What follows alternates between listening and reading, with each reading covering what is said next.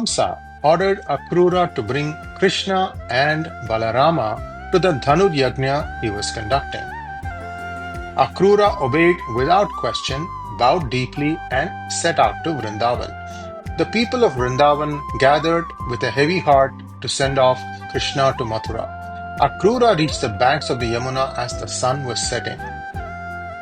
As he went about doing his Sandhya Vandanam, he saw the Vishnu Rupam reclining on Adisesha and realized that the little boy Krishna was actually Vishnu and Balarama, his Adisesha.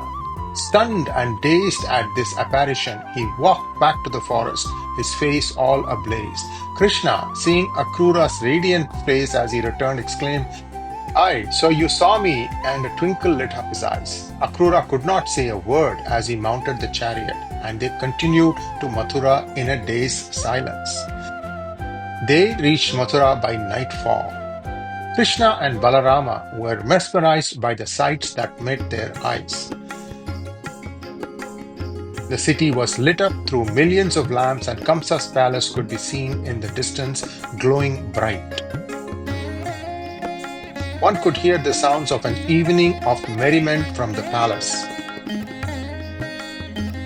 Elsewhere in the city, mothers were cooking heavenly meals for dinner, and families were enjoying the cool breeze on the evening. The smells of delicious foods made their way to the young boys, and they began to get hungry. Boatmen on the Yamuna were singing songs of the river while they were winding up for the day.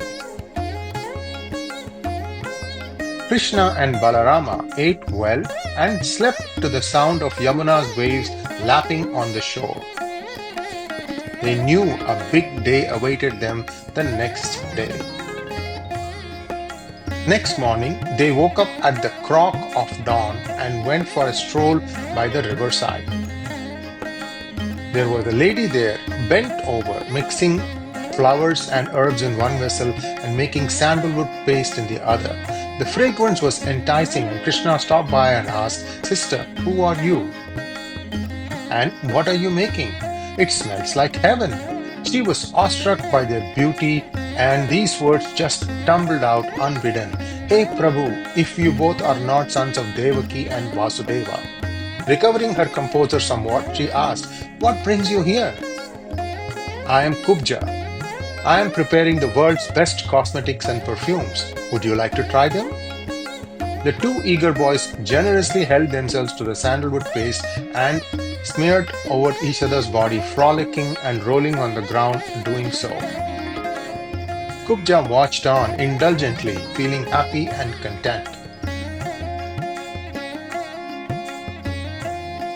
When they had their fill, they just dived into the Yamuna and spent another hour there, swimming and bathing and chasing each other.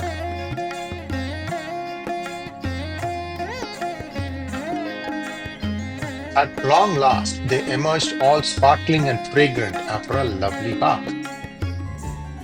Thanking 𝗤𝗏𝗏, Krishna said, "Didi, I can't leave without gifting you something." With a laugh, he stepped on her feet, put his hand under her chin, and lifted her. Lo and behold, the bends in her body all straightened, and there she was, smiling and standing tall.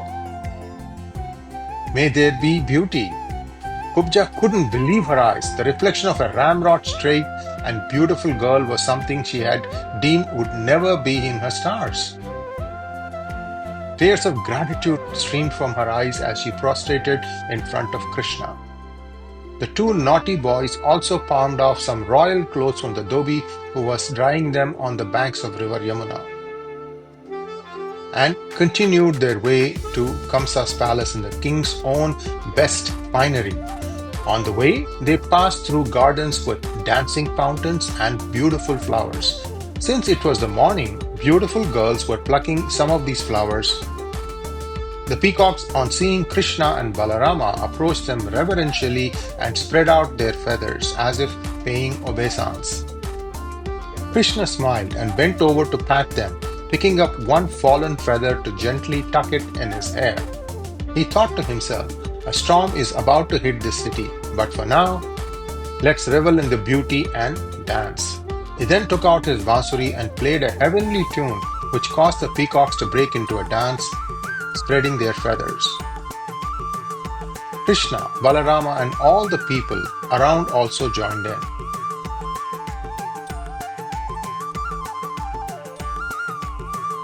Finally, after what seemed like an eternity, the boys realized they needed to get to Kamsa's palace.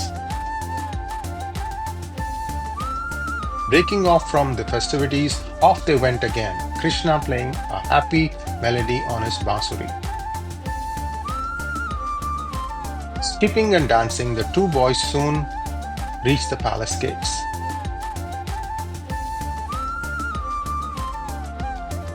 What happens next? We shall find out in the next episode.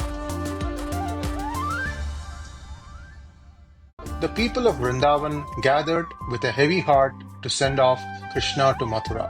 𝗥𝗘𝗙𝗏 reached the banks of the Yamuna as the sun was setting. As he went about doing his Sandhya Vandanam, one could hear the sounds of an evening of merriment from the palace.